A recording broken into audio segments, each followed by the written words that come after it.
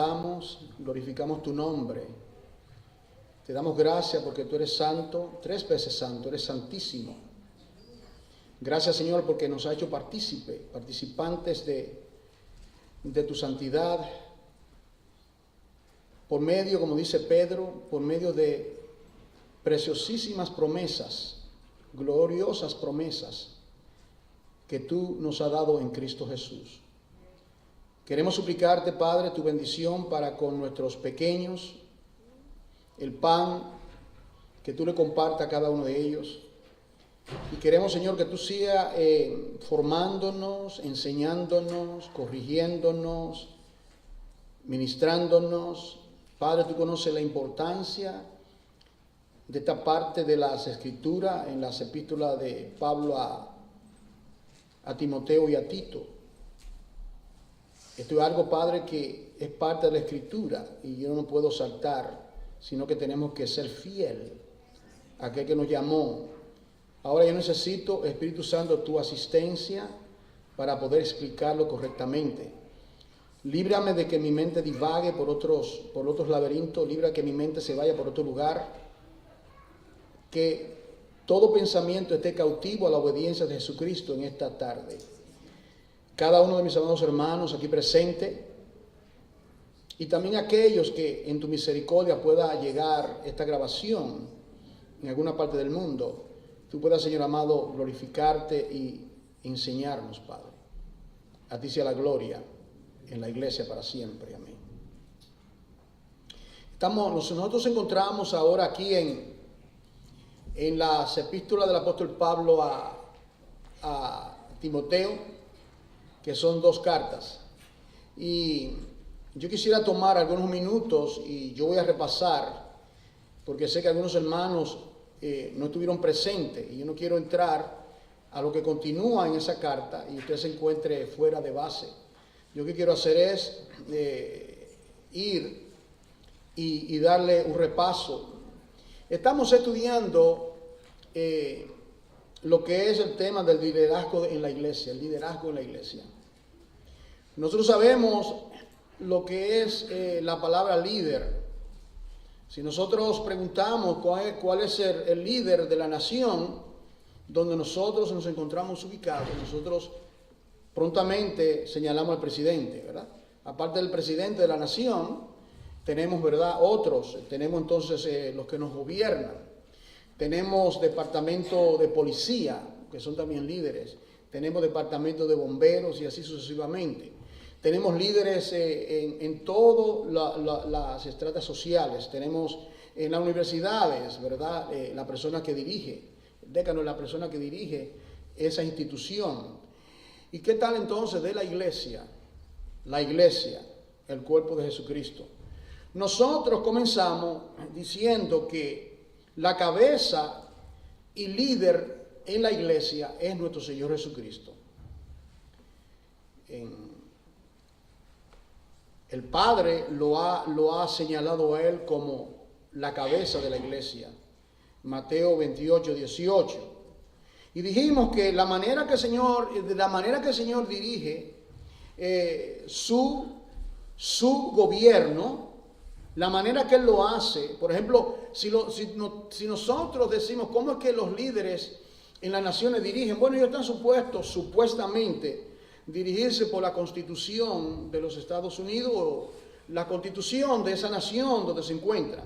Cada nación, a unas naciones comunistas, tienen un código de leyes y supuestamente se rigen por esas leyes. Pero en el caso de la iglesia, en el caso de una iglesia que dice Pedro que fue comprada no con cosas corruptibles como plata o oro, sino con la sangre preciosa de Cristo, como un cordero inmolado y dado desde antes de la fundación del mundo. ¿De qué manera Dios dirige su iglesia? Bueno, aquí nosotros encontramos que Él dirige su iglesia por su palabra y por su espíritu. Él dirige su iglesia por su palabra y por su espíritu.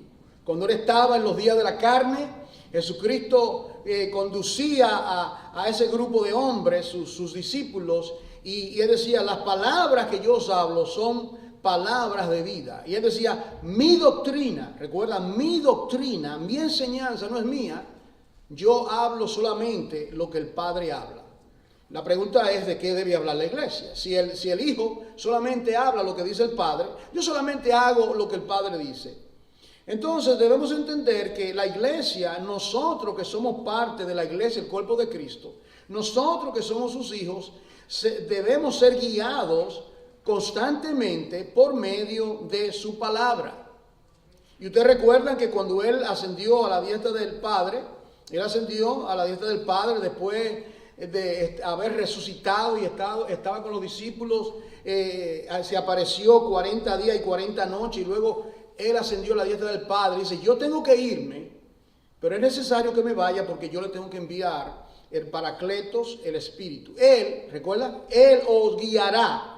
En otras palabras, ya ustedes fueron guiados por mi palabra que yo le he hablado, pero ahora ustedes van a ser guiados por mi Espíritu, mi Santo Espíritu.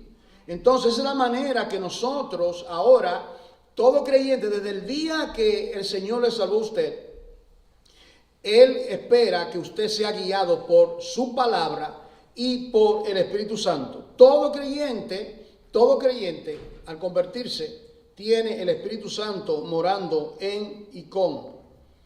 Ahora,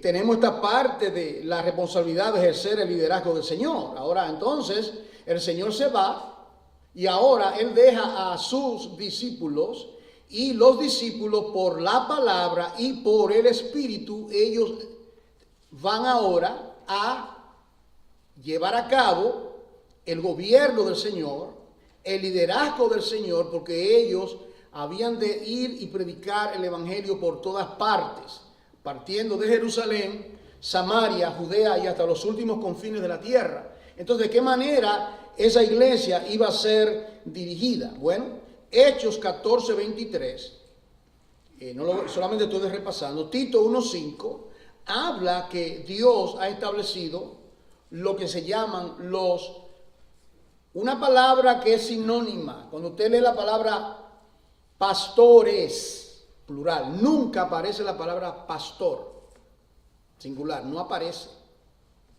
Un hermano, yo escribí algo esta semana basado en el estudio y alguien me preguntó de otra iglesia, hermano, ¿y dónde está eso en la Biblia? Digo, hermano, eso está en la Biblia por todas partes. Yo le di creo que fueron 5 versículos. Pastores, pastores, pastores, pastores.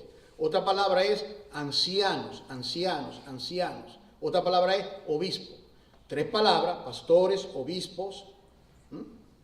Pastores, obispos, ancianos.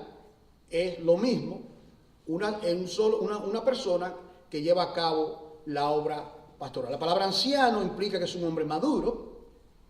La palabra obispo, que vela por vuestras almas, pero siempre recordándonos que los pastores de las iglesias son simplemente pastores con P minúscula. Dice que llegará el momento cuando aparecerá el príncipe de los pastores. Sabemos quién es, ¿verdad? Jesucristo es el príncipe de los pastores.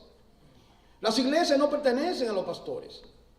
Y es triste porque yo lo he conocido, he estado un tiempo relativamente largo en el ministerio, y he conocido personas que creen que ellos son dueños de la iglesia y no es así.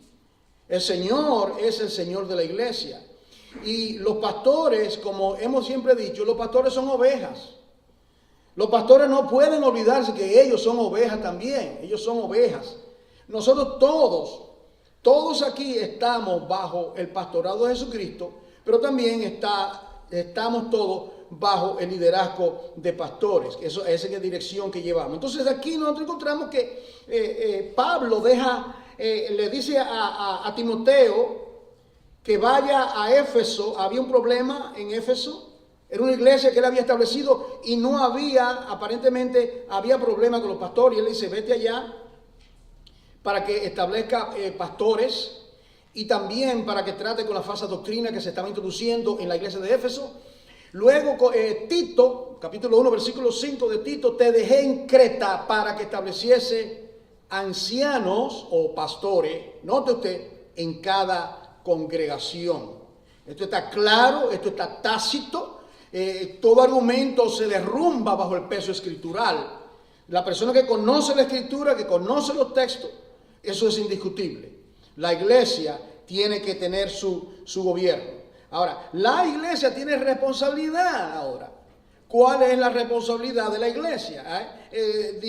Nosotros decimos que lo tengan en 1 Tesalonicenses 5, 12 al 13, dice que lo tengan por gran estima aquellos que os dirigen en el Señor, que lo estimen. Que lo estimen. Yo constantemente, ustedes me han oído hablar de mi pastor, ¿verdad? Yo le hablo de mi pastor, yo lo tengo en gran estima, creo que tiene ya 82 años, vive allá en la Florida. Lo tengo en gran estima. No era un hombre perfecto como todo hombre. No era un hombre, no era un gran teólogo. Era un hombre sencillo. Como siempre dice él, criado frente a un alambique de licor allá en Maunabo. Y él hablaba de eso. Y que yo tomaba el licor y él hablaba de su vida. Pero que ver cómo el Señor salvó a este hombre, lo llamó al ministerio y fue mi pastor por 15 años, hermanos. Y yo estoy sumamente agradecido, constantemente ustedes me oyen hablar de él, porque es alguien que marcó mi vida. Porque los que son pastores, primeramente tienen que ser discipulados por otros, ¿verdad? Cuídese de los pastores. Yo soy pastor y usted le pregunta y no te pueden trazar a ti ¿de dónde vino? ¿De dónde tú vienes? Sí, porque por ahí hay un montón de personas que dicen son pastores, yo soy pastor, yo sí. Vamos a ver ¿cómo se llama? Vamos a ver tu background, de dónde tú vienes, cuándo está la iglesia, cómo se llamó la iglesia fue incorporada, cuántos miembros tiene, alguien testifica. ¿Entiende, hermano? Entonces, como dice Santo Domingo, de cualquier malla sale un alacrán. ¿Ustedes han oído eso, dominicanos? ¿Verdad? Entonces no podemos verdaderamente creer, tenemos que nosotros confirmar las cosas. Entonces, los pastores oran por los miembros. La responsabilidad de la congregación es orar por sus pastores, estimarle, ayudarle y sujetarse en el Señor aquellos que el Señor me decía. Había cosas que el pastor decía que yo no estaba muy de acuerdo, mi pastor, pero yo no conocía bien la palabra de Dios. A veces era parte por la ignorancia, ¿verdad? Había cosas que yo no entendía, pero yo decidí ser miembro de esa congregación, yo tenía que sujetarme a él, ¿verdad? La Biblia enseña, esta nota, que los ancianos son los dirigentes de las iglesias, llamados a guardarnos también de las denominaciones. Yo expliqué eso. En otras palabras, los pastores tienen que mirar que la iglesia no se vaya, no se desvíe del camino. Que no se desvíe, que no practique. Yo tengo todo respeto a todo creyente que es parte de una denominación, porque yo fui parte de una por 15 años. Esa no es la voluntad de Dios para la iglesia, el cuerpo de Cristo. Esa no es la voluntad de Dios para nosotros. Y estamos, gracias a Dios, estamos bien. Y hay muchas cosas que van en contra de los principios escriturales, el asunto de las denominaciones. Y dentro de esas denominaciones, donde hay verdaderamente pastores, ahí está el Señor y ahí está su obra. Eso es indiscutible. Ahora, el llamado de la iglesia, el cuerpo de Cristo, no es ser una iglesia grande, sino ser una gran iglesia. ¿Usted entiende esto, verdad? El llamado de nosotros es no ser una iglesia grande. Eso sí, si el Señor quiere añadir, Dios va a añadir gente. Dios va a añadir más personas. Eso lo va a hacer a su tiempo. Pero el punto es no ser una iglesia grande, ¿verdad? Sino ser una gran iglesia. Miren. Esto es músculo, esto es grasa. La grasa no es músculo. ¿Cuánto entienden? Puede ser una iglesia grandísima y no tener músculo porque no discierne, no entiende, no es cristocéntrica, no se va a la palabra, no escudriña, no estudia. Y nosotros, el Señor nos está enseñando en este nuevo comienzo que nos está dando a hacer cada día más esa iglesia. Vimos el perfil de los ancianos, ¿verdad? Que aceptan la Biblia como la palabra de Dios, aman a la iglesia, Efesios 5:25, saben adorar a Dios en privado y en público, trabajan bien con los demás y saben tomar decisiones. Ahora vamos a continuar lo próximo. Y yo le voy a invitar a ustedes, abra su Biblia a Primera de Timoteo, capítulo 3, versículo del 1 en adelante. Aquí viene esta parte ahora de que nos quedamos. Entonces vamos a hablar un poco ahora de esto aquí, de esta parte. De Primera de Timoteo, capítulo 3, versículo 1 en adelante. Aquí viene. Mire esto. Esa expresión, mire cómo comienza, hermano. Palabra fiel.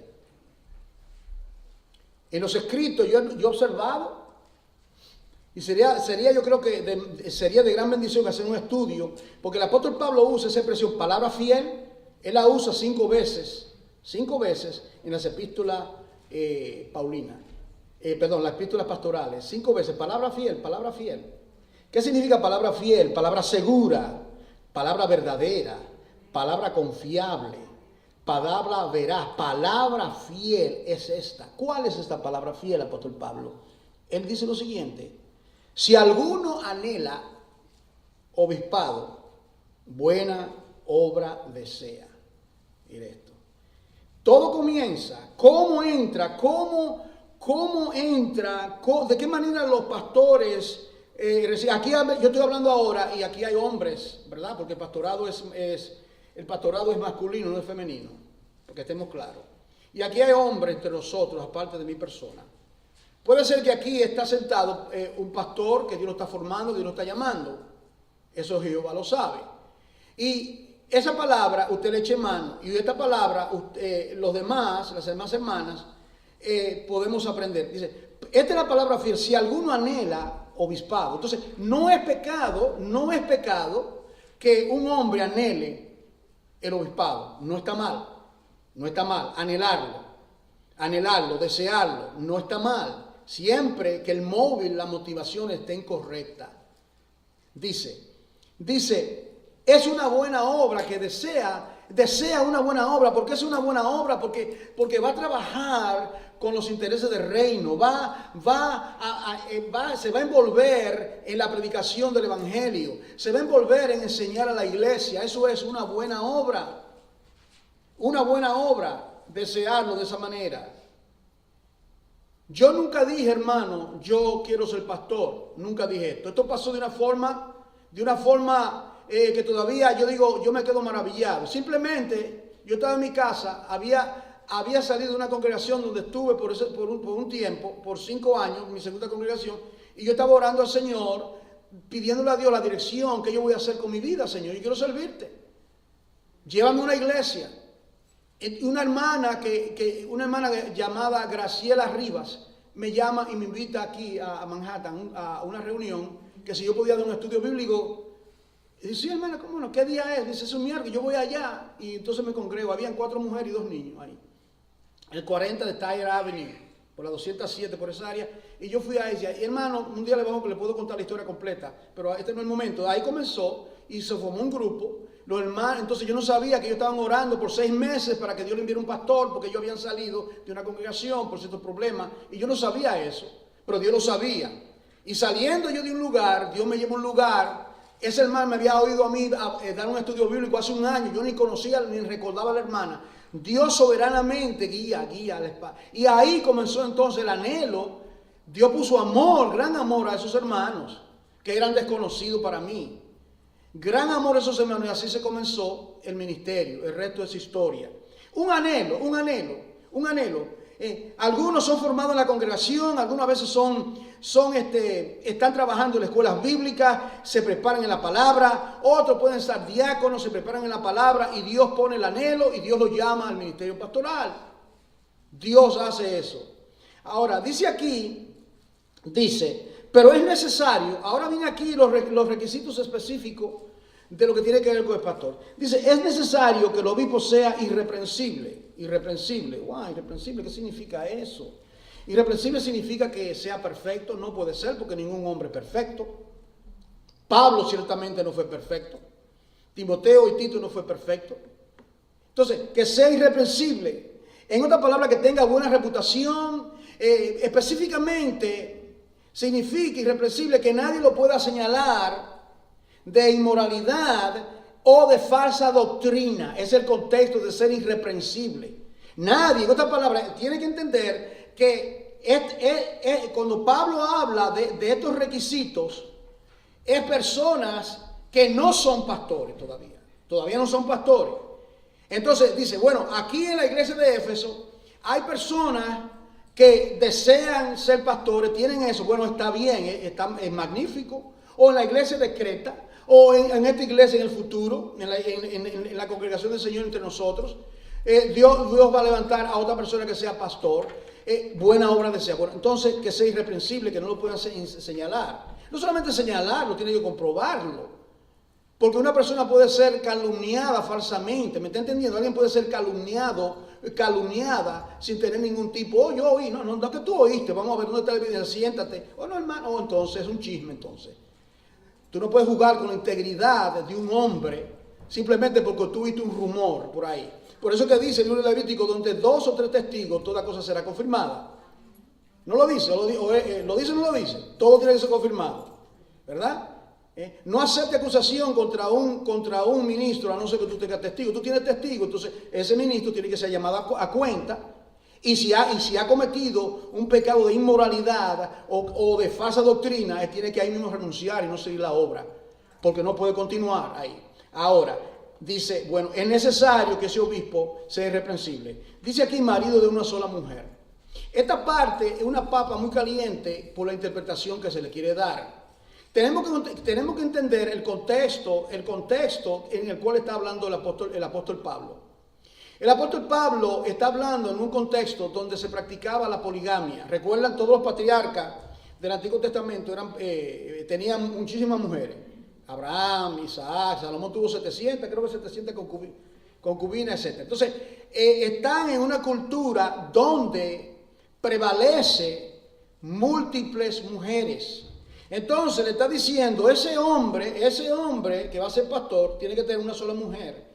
No puede tener 2 mujeres a la vez. Tiene que ser un hombre íntegro, tiene que ser un hombre que no sea inmoral, que no practique la poligamia. Estaban rodeados de culturas, también estaban rodeados, en esos tiempos estaban rodeados de la cultura grecia, de la cultura helenista, de diferentes tipos de cultura. Por ejemplo, en Éfeso había un templo donde habían prostitutas consagradas. Mira, hermano, una iglesia ser plantada en un lugar y donde estaba Éfeso, Diana de los que en el libro de los Hechos comienzan a gritar, grande es Diana de los Efesios. ¿Y quién era esa? Una diosa, la diosa de la prostitución, y había templos donde prostitutas consagradas. Y diga usted, entonces la iglesia está plantada en ese lugar y era una sociedad promiscua, en la palabra. Y esos hombres estaban acostumbrados a todo eso. Y bueno, tú vas a ser, bueno, tienes que cuidarte de mantenerte de puro y que sea fiel a esa esposa que tiene. Bueno, dice aquí que sea irreprensible en su conducta, que no practique la poligamia, que sea, note, sobrio, que es controlado, puede controlar su temperamento. Dice aquí sobrio, templado, de buen sentido, modesto, prudente es ser sensato, prudente. ¿Qué es lo prudente en esta situación? ¿Qué es lo sabio a tomar en esta situación? Tiene que ser también, mire esto, decoroso. Esta es la palabra de la modestia también, decoroso, que con decoro, sea un hombre decoroso. Dice aquí, hospedador. Esa palabra hospedador, ¿sabe lo que significa? Amante de los extranjeros. Amantes de los extranjeros. ¿Por qué era necesario? Porque la iglesia estaba en gran persecución. La iglesia, no habían hoteles como en estos tiempos. Entonces habían creyentes corriendo. Recuerdan, por ejemplo, el libro de los Hechos, que Pablo asolaba la iglesia y todos salieron corriendo de Jerusalén. ¿Para dónde se podía ir esa persona? Los hermanos solamente podían ser hospitalario a esos hermanos. Darle albergue, darle comida. Por ejemplo, Pablo le dice en un momento dado, prepárame albergue porque voy a pasar allí el invierno. Usted lee eso en la epístola de Pablo. Entonces había una iglesia que le daba hospitalidad al apóstol Pablo. Entonces está diciendo que el anciano, el pastor, debe practicar, ser de esa manera. Eso no significa que simplemente usted está en su casa y viene un hombre andrajoso y cada vez que usted lo va a entrar en su casa, usted no va a ser loco, ¿verdad? Usted va a hacer eso. Pero hay otra manera que usted es hospitalario. Usted le prepara una comida, usted le ayuda, usted le da recursos. Por ejemplo, ¿de qué manera practica la hospitalidad? Por ejemplo, un ejemplo. Yo he dado 5 viajes misioneros. La pregunta es ¿dónde yo me voy a hospedar? Personalmente no me gusta a mí quedarme en un hotel, porque me gusta compartir con una familia mejor. Esa es mi forma de ser. Y todas las veces que voy en el lugar donde me den albergue, lugares humildes como en Nicaragua, ¿verdad? Lugares humildes como en Colombia, o allá en Trinidad, en esa parte del mundo, y comer lo que me den, ¿verdad? Dormir donde tenga que dormir. Si tengo que dormir con una colchita en el piso, ahí tengo que dormir. Pero eso, hermano, esa familia practicó la hospitalidad. Practicó la hospitalidad.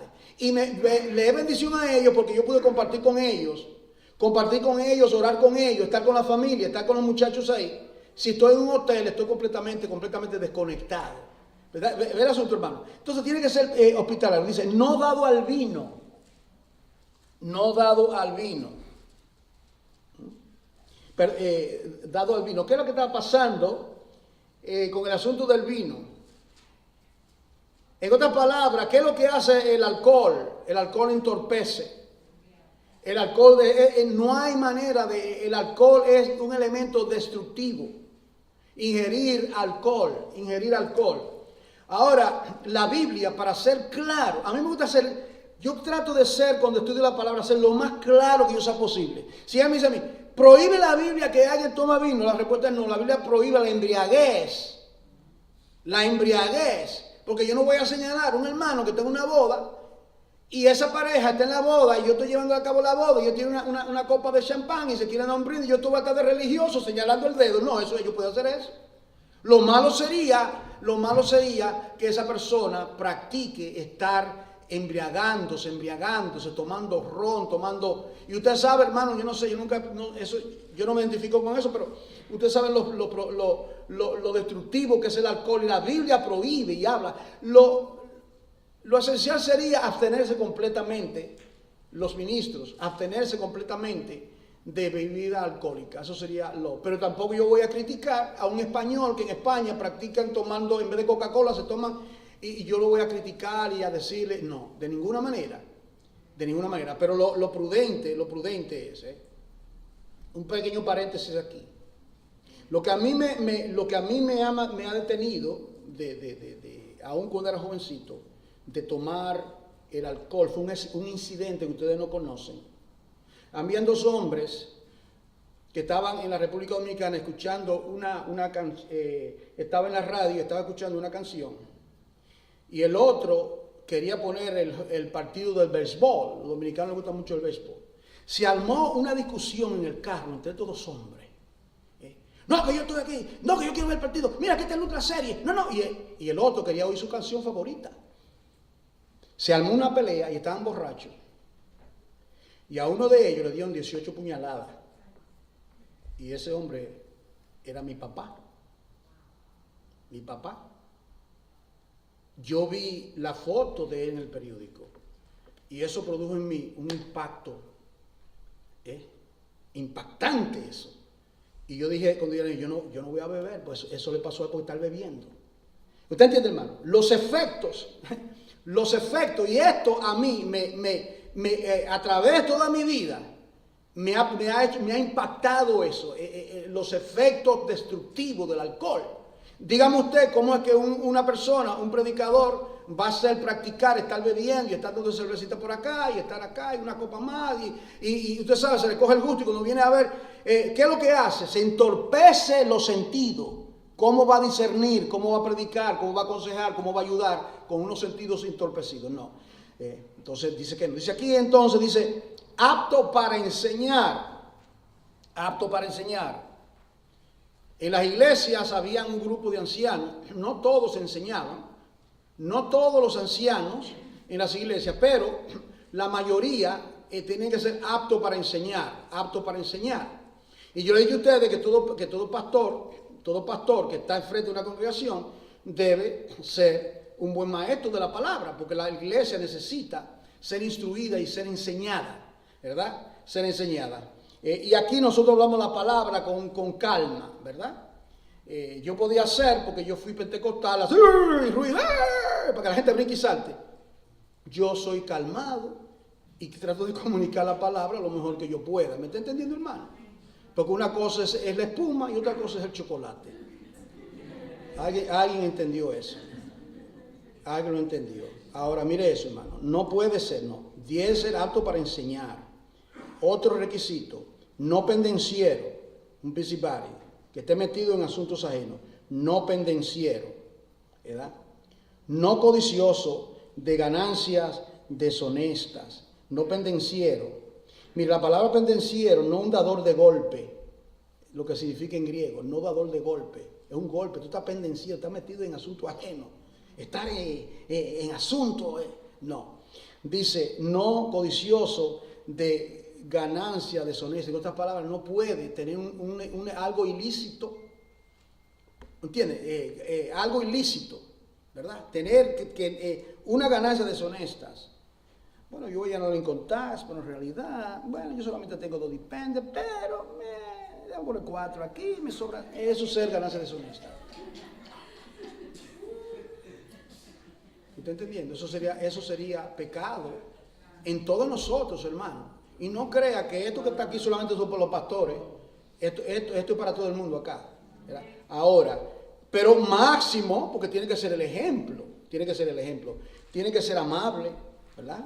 Dice aquí, apacible, no avaro, la avaricia entra en codiciar. Aquí viene que gobierne bien su casa. Tiene que gobernar bien su casa. Entonces ahora, ok, está este candidato, vamos a ponerlo en el contexto del apóstol Pablo. Está este candidato, digamos, este candidato tiene 25 años de edad, está casado, tiene 3 niños pequeñitos, ¿verdad? Tiene 3 niños pequeños, entonces él es candidato, anhela el obispado, se reúne, la iglesia lo ama, da testimonio, entonces ahora, los hijos, ¿cómo están los hijos? Los muchachos. Ahora, hay que entender esto ahora. Llega un momento que esos muchachos crecen, 12, 13, y llega el momento cuando esos muchachos toman sus decisiones. Ustedes lo saben, porque aquí tenemos jóvenes nosotros.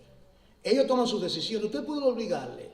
Usted puede coger muchachos, cuando están pequeñitos, coger los muchachos, usted va para la iglesia, usted va porque va para la iglesia. Ponte los zapatos, deja lo que está haciendo. Pero llega un momento que usted lo va a amarrar, lo va a coger, lo va a amarrar y lo va a traer a la iglesia arrastrado. Nosotros, cuando llegue ese momento, eso descalifica a un pastor porque su hijo esté desobediente de ninguna manera, porque comenzó el ministerio cuando sus niños estaban pequeños, estaban sujetos a él. ¿Me está entendiendo? Si ese fuese el caso, todos los pastores tendrían que renunciar del ministerio. Porque ya esos muchachos ya tomaron sus propias decisiones. Esos muchachos ya tienen que darle cuenta a Dios. El trabajo de nosotros es instruir al niño en su carrera, enseñarle, traerlo a la congregación, buscar que ellos estén en el Señor y demás. Pero llega un momento cuando ellos, y usted lo sabe, hermano, esto no es algo teórico, y ustedes saben que a veces ellos no quieren venir, pero mira, vístete, vamos para acá, que mira, y no quieren venir. ¿Qué uno hace? Uno ora por ellos. Uno ora constantemente por ellos, orando por ellos, sabiendo que el Señor a su tiempo hará su obra. Mire esto, hermano, dice aquí, que tenga a sus hijos en sujeción con toda honestidad. Pues el que no gobierna su propia casa, claro, ¿cómo va a cuidar de la iglesia de Dios? Si están pequeñitos así, ¿verdad? Aquí viene ahora esta parte, no un neófito. Esto es muy importante cuando se va a escoger lo que tiene que ver con el pastor neófito. Mira, neo significa nuevo, fito significa planta. Una de las palabras, un recién plantado, una matita. ¿Qué pasa con una matita pequeñita? Viene el viento. No. Tiene entonces que ser ese hombre, comienza en el Señor y ese hombre va a ir creciendo. La palabra, su dedicación al Señor, el estudio de la palabra. Ese hombre estudia privadamente. Ese hombre está estudiando en su casa, dedica su tiempo, lee, estudia, escudriña, pregunta en la congregación, está envuelto, está estudiando, está creciendo. Y la iglesia da testimonio de que no es un neófito. Muchas iglesias son destruidas cuando se coge una persona, a un pastor que no es maduro doctrinalmente, y después de destruirla porque no, verdaderamente no está preparado para ello, ¿verdad? Entonces a veces yo me quedo sorprendido, ¿verdad? Yo personalmente he conocido, porque me relaciono en asuntos de concilio y todo esto, conozco todo ese panorama, y yo me quedo sorprendido. Yo he conocido personas y luego yo lo veo y me dice que es pastor, y solamente tiene un par de años. Y yo pongo un signo de interrogación. ¿Cómo lograste eso? ¿De qué manera? O sea, ¿qué tiempo? ¿Quién te discipuló? Primeramente esa persona tiene que sentarse a los pies de los otros líderes. Nadie que le diga a usted, cuando alguien le diga a usted que es pastor, averigüe eso, ¿verdad? ¿Quién lo discipuló a usted? ¿Quién lo discipuló? ¿Quién le enseñó? ¿Qué estudió? Tiene preparación académica, se preparó, se capacitó, etcétera. Usted averigua eso, hermano. Usted va a un médico y le dice, como le digo, ¿verdad? Esto es algo jocoso y un poco, quizá un poco... usted va al hospital y ve un hombre con una bata blanca y dice, mire señor, ¿dónde está? ¿Dónde está el médico? No, yo soy carnicero, porque yo tengo una ropa blanca. Recuerda, los carniceros se ponen su bata blanca, o un lechero. Yo recuerdo en los tiempos que yo vivía aquí en el Bronx, venía un lechero de Pensilvania a las 4:30 de la mañana. Yo lo oía porque oía la botella y miraba, este lechero, su traje blanco, parecía un doctor. Pero no era. ¿Entiendes, hermano? Uno puede engañar. No. ¿Dónde está la preparación? Entonces dice aquí que no sea un neófito. No sé, a mí lo que pasa con un neófito. Un neófito es como el diablo. Dice, no sea que envaneciéndose. Fíjate, yo estoy aquí solamente 2 años. Y ya yo soy pastor. Ya me nombraron como pastor. Mira, se le va el humo a la cabeza. ¿Han oído eso? Se le va al humo en la cabeza. Eso es muy peligroso. Yo estuve en una congregación donde un muchacho era nuevecito y juntamente conmigo, porque yo ahí fui ordenado al ministerio, lo pusieron como pastor. Este muchacho, yo no voy a decir nada porque yo soy nuevo aquí, pero y su vida fue un desastre, la vida de ese muchacho, porque no daba la talla, no estaba preparado. Y lo pusieron, le dieron nombramiento, juntamente conmigo le dieron nombramiento. Entonces eso no se puede practicar, tiene que ser una persona madura. Se envanece la condenación del diablo. ¿Cuál fue la condenación del diablo, hermano? El orgullo. Seré delante del Altísimo, yo soy como Dios. Esa es la condenación del diablo.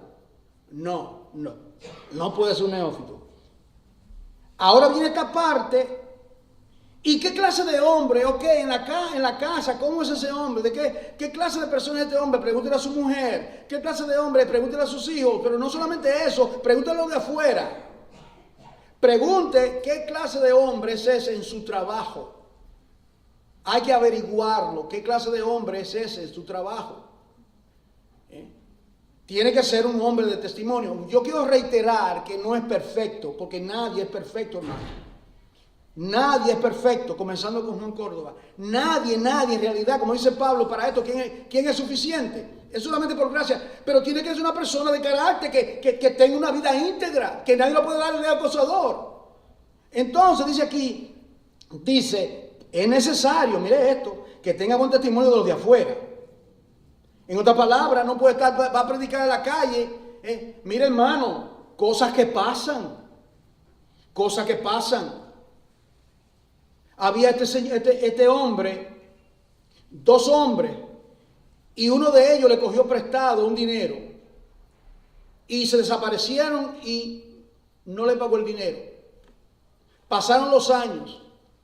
Un día viene uno de estos hombres a la iglesia, está así como están ustedes, y está el pastor predicando de Cristo. Y el hombre se parece, mira, cuando me pague los $3,000, me convierto a Jesucristo, ladrón. Ahí se le fue piquete el ministerio a ese hombre. ¿Por qué? Porque había dado mal testimonio. Y vino, hermano, y fue terrible lo que pasó en una congregación. Y ahí estuvo, hermano, dijo, el pastor, mira, ¿qué hizo eso, hermano? Porque aquí lo dice bien claro, hermano. que no caiga en descrédito y en lazo del diablo, hermano. Lo dice claramente. Lo dice claramente. Ok, ahora vamos a lo de los diáconos. Esta otra parte, vamos a entrar ahora al diaconado. Usted va a notar que ahora, esto es lo de los pastores, ¿verdad? Ahora viene la parte del diaconado, el diaconado. En el libro de los Hechos, lo que tiene que ver con los diáconos en la iglesia, el diaconado, aparece 3 veces en las Escrituras. Está aquí 2 veces en 1 de Timoteo 3, en adelante, y también 2 veces, versículo 8 y versículo 12, y también en Filipenses capítulo 1, versículo 1, y también en el libro de los Hechos. Ahora, yo quiero, lo que le gusta estudiar la palabra de Dios conmigo, usted va a encontrar algo extraño, que en el libro de los Hechos no aparece la palabra diácono. ¿Ha notado? En ningún lugar en el libro de los Hechos aparece la palabra diácono. Esto es extraño, ¿no? No aparece la palabra diácono. Y quien escribió el libro de los Hechos fue el doctor Lucas, un hombre sumamente capacitado para escribir. Era un doctor y era un hombre que escribió Lucas, que tiene 24 capítulos, y el libro de los Hechos, que tiene 28 capítulos. Y yo digo, esto está raro, yo tengo que investigar esto. Entonces la conclusión que yo he llegado es que lo que vemos en el libro de los Hechos es la plataforma o el ejemplo para el diaconado que vemos en Timoteo. Es la manera que yo lo puedo analizar. Usted lo puede analizar y podemos dialogar, y a mí me encantan los diálogos, ¿verdad? Que si yo pienso algo, usted me rete y que me haga ver algo que yo no veo, o si usted no ve algo, así uno aprende. Pero ¿qué pasa en el libro de los Hechos? Había la iglesia, en capítulo 4 del libro de los Hechos, la iglesia estaba creciendo vertiginosamente. Con un sermón, 3,000, recuerda, 3,000 se convirtieron. Pedro predicando el día de Pentecostés. ¿Y qué acontece? Que había personas que tenían propiedades, ¿verdad? Usted lee, propiedades, y vendían las propiedades, los recursos, y la ponían a los pies de los apóstoles. ¿Ustedes recuerdan eso? Entonces, ¿qué acontece? Que como esos recursos, ese dinero era puesto a los pies de los apóstoles eran los que estaban administrando eso. Ellos eran los que administraban eso. Pero ustedes recuerdan que los apóstoles no fueron llamados a administrar bienes. Ellos fueron llamados, ¿a qué fueron ellos llamados? A predicar la palabra. Esto es importante que se entienda este contexto. Ahora, llegamos al capítulo 6 y surge este problema. La iglesia sigue creciendo.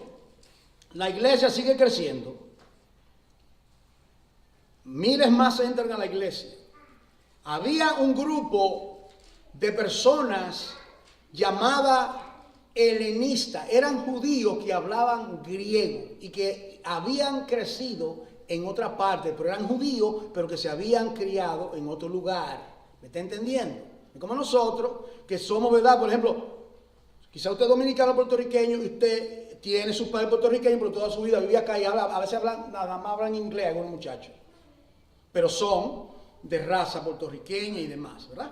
Entonces estaban los judíos, los que habían nacido en Jerusalén, que hablaban hebreo. Habían viudas de ambos grupos.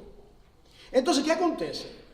Que diariamente estas viudas dependían de los recursos que le daban para poder sostenerse.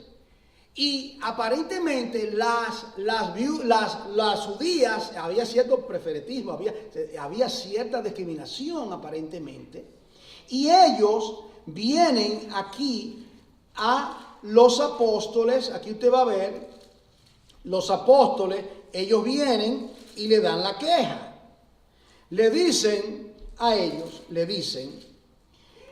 capítulo 6 de ellos, en aquellos días, como crecía el número de los discípulos, hubo murmuración de los griegos, ¿ves? Los griegos, los que hablaban griego, pero que eran judíos, pero que hablaban griego, contra los hebreos. ¿Cuál era la queja? Bueno, de que las viudas de aquellos, de los griegos, eran desatendidas en la distribución diaria. Mira, hermano, esto hubiese sido lo suficiente para destruir la congregación. Una disputa. Entonces, ¿qué hicieron ellos?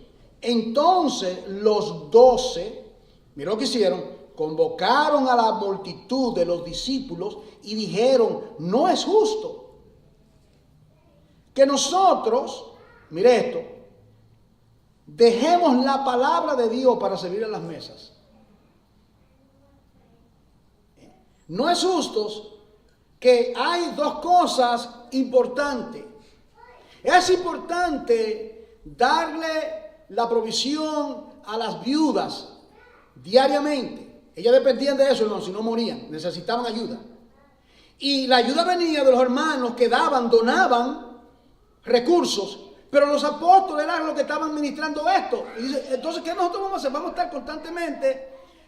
a estar constantemente distribuyendo alimento. Dice, no es justo que nosotros estemos distribuyendo alimento y dejemos la palabra.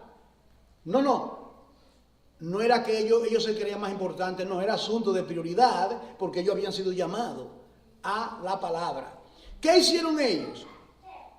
Ellos convocaron la multitud de los discípulos y dijeron, no es justo que dejemos la palabra de Dios y sirvamos la mesa.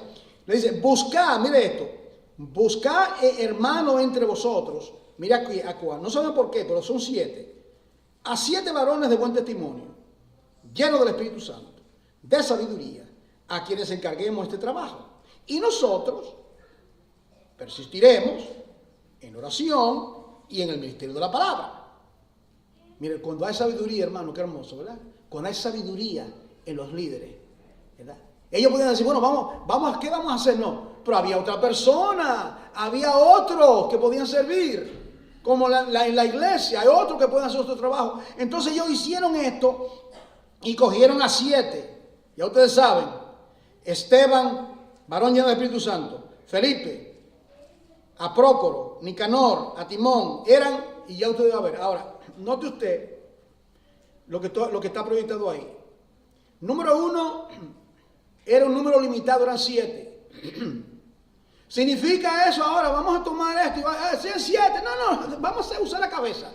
Si no hay suficiente personas, no se necesitan 7. Y otra cosa es que los diáconos tienen que estar preparados y cuando Dios los escoge, ellos ejercen su diaconado, comiencen a funcionar. La palabra diácono significa servidor, el que sirve. Son ayudantes, se encargan de los asuntos administrativos de la congregación, sirven en la congregación, en la distribución, en todo lo que tiene que haber. Ahora, usted va a notar que de esos 7 diáconos, que algunos de ellos eran griegos, sabios, ellos cogieron, como la queja viene de los griegos, vamos ahora, y ellos cogieron también de entre ellos los nombres que nos dan, indican que eran parte de esos griegos. Sabiduría en eso. Y nosotros vamos a estar completamente, ellos se les delegó ese trabajo, ellos no tienen nada que ver con eso, ese es su ministerio. ¿Me está entendiendo? Su ministerio es el ministerio de ustedes. Ustedes trabajen como Dios les dirija, con la sabiduría que Dios les dio, con los dones que Dios les dio, de la misma manera que los pastores, los apóstoles, trabajan en la oración, en la consejería, en la enseñanza y en la predicación del Evangelio. Ahí está el trabajo delegado. Note usted, fueron escogidos. Eran hombres, note, eran hombres. Se les da la responsabilidad. Era una responsabilidad singular. Esto es lo que van a hacer. Ustedes se van a encargar de la distribución diaria para ambas viudas y ustedes van a hacer. Pero note usted, hermano, tenían que ser hombres llenos de sabiduría, porque tenían que discernir qué distribución le va a dar a cada viuda. Eran muchas viudas, entonces tenían que determinar la cantidad, la necesidad, y para eso se requiere sabiduría, hermano. Por eso es que dice las cualificaciones de ellos. Tenían que tener, miren las cualificaciones, tenían que tener buena reputación. Y aparentemente la iglesia no se le hizo difícil saber, ¿verdad? La iglesia, porque el trabajo no era de la iglesia, ellos dijeron, mire, nosotros queremos que ustedes les cojan, pero los apóstoles no los cogieron. Ellos dijeron, tú y tú, no. La iglesia se le dio esta persona y ellos aprobaron a esos diáconos del principio. Dice, eran de buena reputación, eran llenos del Espíritu Santo. Eran llenos de sabiduría. Llenos de sabiduría. ¿Sabe por qué? Tenían que ser llenos de sabiduría porque eran cosas prácticas. Cuando yo estudiaba este pasaje, ustedes recuerdan cuando hicieron el tabernáculo. Dios le mostró el tabernáculo a Moisés, pero Moisés vio el diseño del monte. Mira y haz conforme al diseño que te mostró en el monte. Pero ¿cómo fue que Moisés, esto es lo que yo en el estudio del tabernáculo, yo me hago esa pregunta y creo que tengo la respuesta? Moisés, si usted solamente ve algo, ¿cómo usted le comunica a alguien que haga algo que usted vio? ¿Cómo usted se lo comunica? Moisés estaba en el monte, él vio el diseño y ahora Dios le dice, haz el diseño, pero no era Moisés que lo iba a hacer. ¿Qué hace Dios? Yo he apartado a 2 hombres artesanos y lo he llenado de espíritu de sabiduría para que hagan toda esa obra. ¿Me está entendiendo, hermano? Eso mismo aconteció con estos diáconos. Estos hombres, Dios les da sabiduría. Dios les da entendimiento. Quizás no son teólogos, no, porque un diácono no tiene que ser apto para enseñar. Usted lo va a notar, ahí no dice apto para enseñar. Y por eso es bueno que un diácono sí sepa enseñar, sí se prepara, pero no es un requisito. Es bueno poner las cosas tal como están, hermano. Tal como están, tal como lo dice, ¿verdad? La palabra habla por sí misma. Dice, y Dios le dio sabiduría a esos diáconos y le dio sabiduría a esos artesanos, de tal manera que cuando Moisés le dijo, por ejemplo, tiene que hacer el candelabro, y como Dios me lo mostró, era de una sola pieza, y lo va a hacer a obra de martillo. Esto es alguna incógnita. ¿Cómo que tú vas a hacer algo con 7 brazos y va a ser de una sola pieza? Bueno, el Espíritu Santo de Dios le mostró a esos artesanos cómo hacerlo.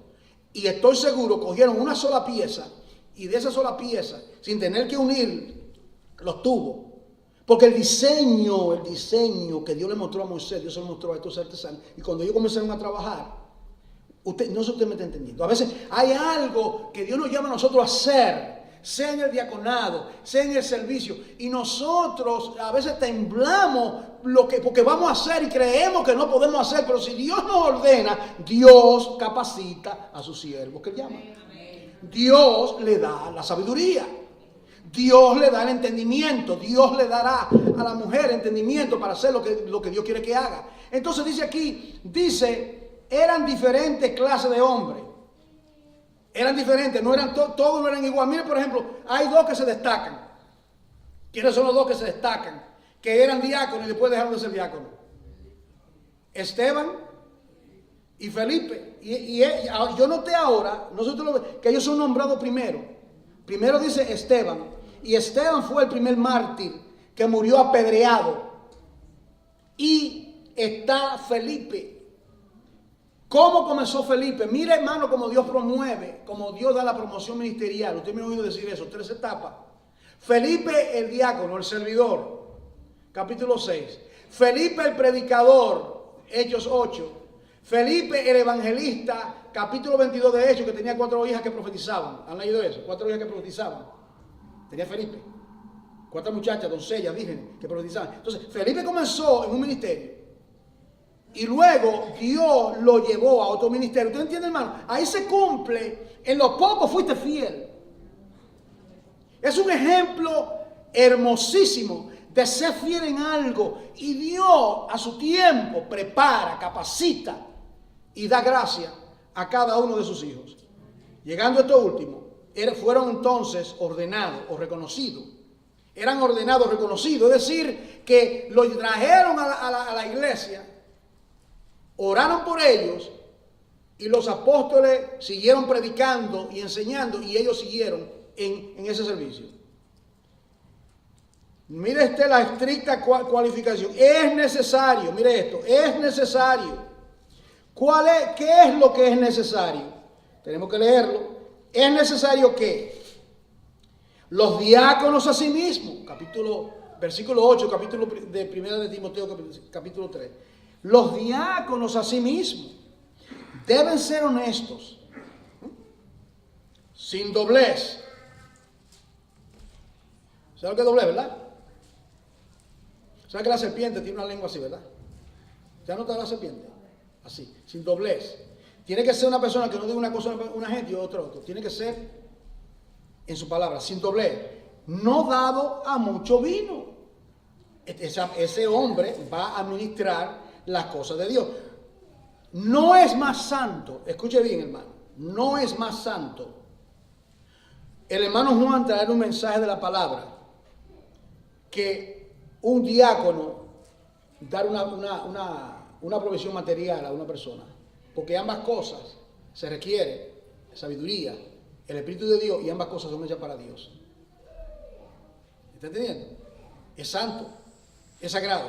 Dice entonces, no codicioso de ganancias deshonestas, que guarde el misterio de la fe con limpia conciencia. El misterio de la fe es el evangelio, que guarde la doctrina. Guarde la doctrina. Tanto los ancianos y los diáconos guardan la doctrina, defienden la doctrina, no permiten falsas enseñanzas, están a la alerta, están constantemente velando por las doctrinas, ¿verdad?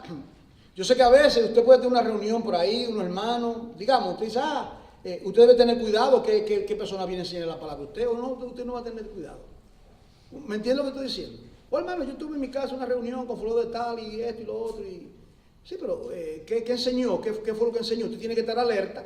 Si una persona de sana doctrina, usted tiene que discernirlo por la palabra, ¿verdad? Porque uno no puede escuchar a todo el mundo. Dice aquí que guarde el misterio de la fe con limpia conciencia. Y estos diáconos, que sean sometidos a prueba primero. Ellos están siendo sometidos porque la iglesia lo está viendo. La iglesia está viendo a ese hombre, está viendo su testimonio, está viendo su servicio, está viendo su dedicación al Señor. Tiene prueba, es contundente. ¿Me está entendiendo? Es contundente. De lo mismo que habla de los pastores, tiene que probar, tiene que tener unos antecedentes, tiene que tener su credencial, el trasfondo. ¿Quién te enseñó? ¿Quién? ¿De qué manera? Dice aquí, entonces ejerzan el diaconado si son irreprensibles. Note usted que irreprensible es la misma palabra que usa para los ancianos, los pastores. Son irreprensibles, que nadie lo puede acusar, nadie lo puede señalar a ese tal. Nadie lo puede señalar. Entonces dice aquí, ahora, aquí entra en el tema de las mujeres, esa partecita, yo la voy a reservar para la próxima semana, porque no me va a dar tiempo. Dios mediante, yo creo que usted continúe leyendo todo esto. Entonces, la próxima semana vamos a concentrarnos ahora en que el ministerio de la mujer, hay mucho que voy a decir ahí, el ministerio de la mujer en la iglesia, el ministerio. Entonces, vamos a estudiar esos pasajes. También le voy a explicar el debate que hay si hay tal cosa como diaconisas. Si hay tal cosa como diaconisas. Yo conozco pastores que tienen diaconisas, ¿verdad? Mujeres diaconisas. Vamos a estudiar la escritura, no le voy a decir la respuesta porque yo quiero que usted lo analice, lo analice. O sea, si usted dice, no, está bien, yo no voy a tener ningún problema. Pero vamos a ver el peso de la escritura, vamos a estudiar la escritura, vamos a estudiar la etimología de la palabra. Entonces, porque alguien quiere citarme a Romano 16:1, Febe la diaconisa, y aparentemente eso es lo que significa, pero cuando tú estudias que la palabra diaconisa significa servidora, entonces ¿en qué estamos? Entonces, porque la palabra diácono, diaconeo, diaconai, todo el verbo, todos esos verbos implica uno que sirve, que es servidor. Ahora mismo yo estoy recibiendo un diaconado. ¿Diaconado? ¿En qué sentido? Estoy sirviendo la palabra. ¿Me está entendiendo?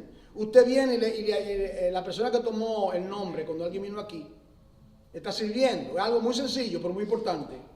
la persona lo llamó, oró por él, le dio una ayuda, lo que sea, entonces eso lo vamos a estudiar la próxima semana. Que Dios sea glorificado. Padre, yo quiero darte las gracias en esta tarde, Padre, que hasta aquí tú me has permitido hablar. No quiero extenderme innecesariamente. Quiero ser fiel a lo que tu Espíritu Santo me indica que diga. Mira, Padre, prepáranos para la próxima enseñanza. Queremos abordar el ministerio de la mujer. Queremos entrar en esos aspectos. Te pido que tú nos ayudes, nos enseñes y que en todas las cosas, Señor, tu nombre sea glorificado. Enséñanos, Señor. Levanta diáconos en la iglesia local, Padre. A tu tiempo, hombres que sirvan, que ayuden. También levanta mujeres también que sirvan, siervas de Dios. La tenemos, Padre. Añade más a ese noble grupo de mujeres, mujeres, santos hombres de Dios, que te den la gloria y la honra a ti. En el nombre de Jesús. Amén.